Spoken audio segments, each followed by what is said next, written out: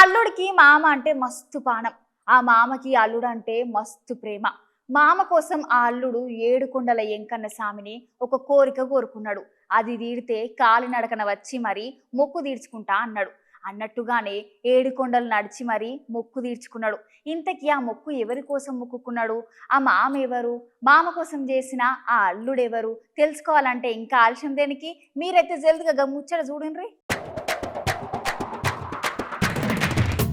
ఇక ఆంధ్రప్రదేశ్లో కూటమి సర్కార్ కొలువు తిరిగి ప్రజల సమస్యలు వాళ్ళ మీద ఉన్న బాధ్యతలు హామీలు చక్కబెట్టే పనిలో వాడారోళ్ళ.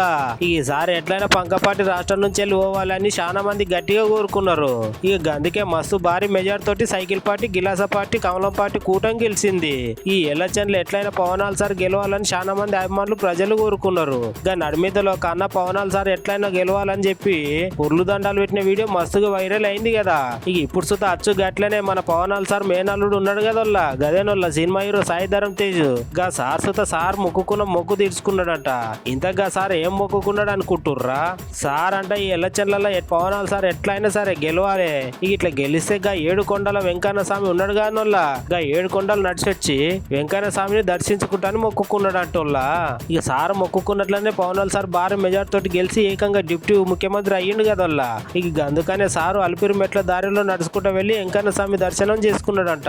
పవనాలు సార్ గెలిచినందుకు చాలా సంతోషంగా ఉందని చెప్పిండు సారు.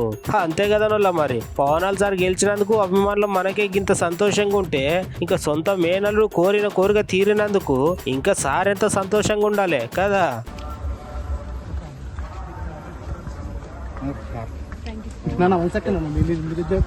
ఒక పిక్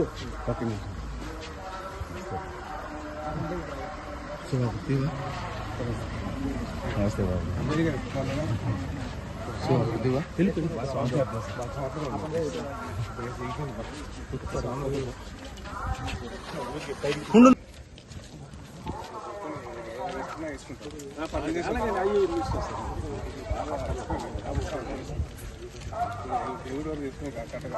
సార్ 1 సెకండ్ సార్.